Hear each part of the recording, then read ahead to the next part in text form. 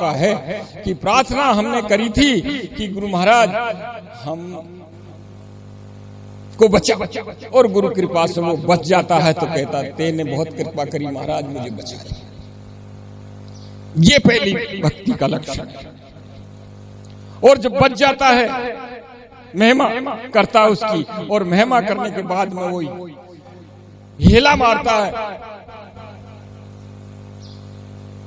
ले लो रे कोई राम के प्यारे, मैं शोर मचाऊं गली गली, और राम नाम के हीरे मोती मैं बिखराऊं गली गली।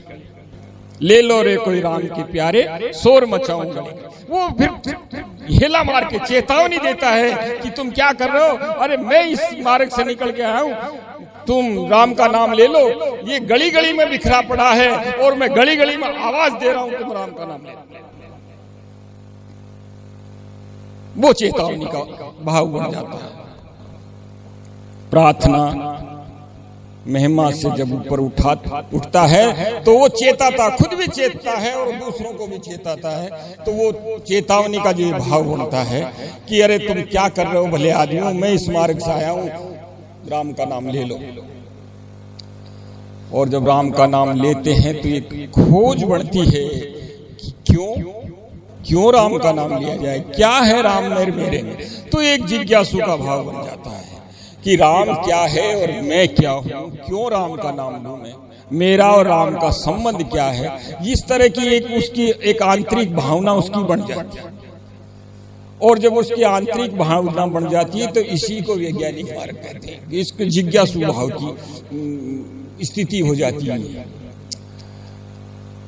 और इस स्थिति को जिज्ञासु भाव से जो वो अपनी मंजिल की तरफ जब आगे बढ़ जाता है तो यही भाव बढ़ करके वो एकदम विवेकवान बन जाता है। तो ये चार तरह की भक्ति है।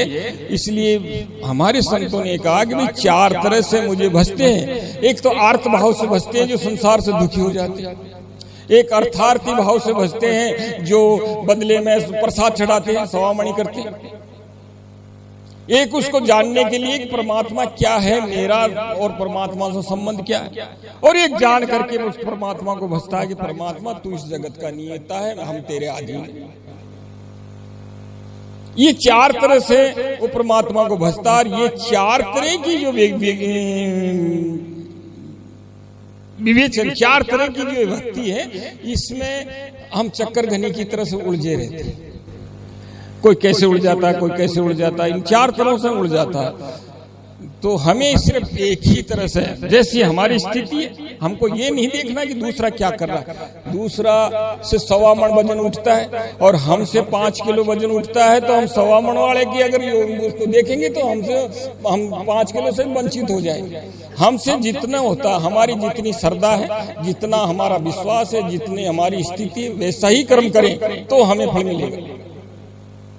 चाहे हम 5 मिनट परमात्मा का नाम ले, उसी में हमारा पार हो जाएंगे, और कोई 5 घंटे नाम लेता उसमें पार नहीं होगा, क्योंकि वो तो उसका अपना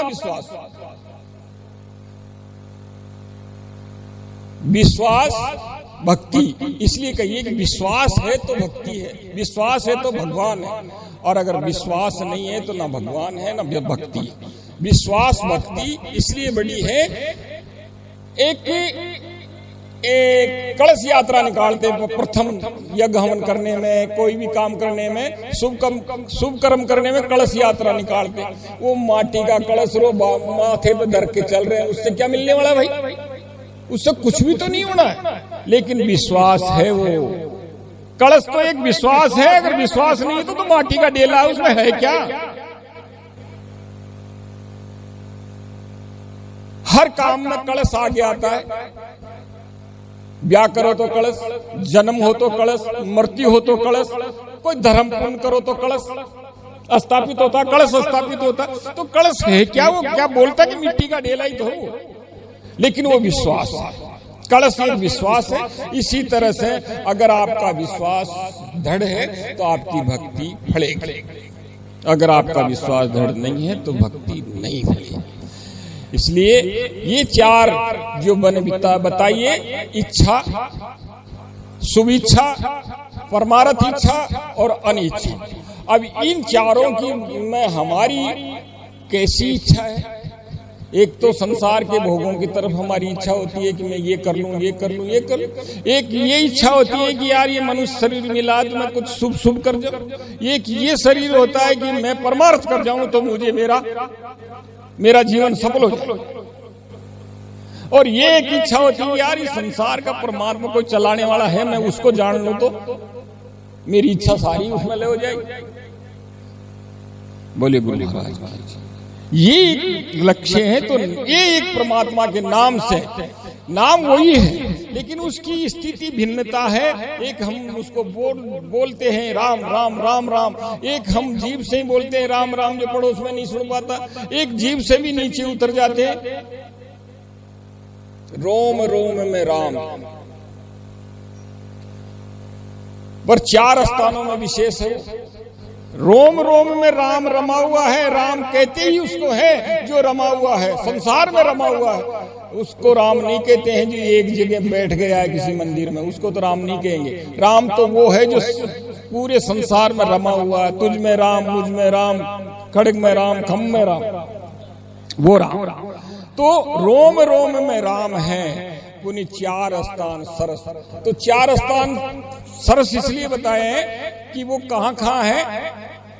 4 स्थान भाई, वो भक्ति में भी राम है, योग में भी राम है, वैराग में भी राम है और विवेक में भी राम है। चारों ही स्थानों में पूर्ण तरीके से राम है। और उसको पाया कैसे जाएगा?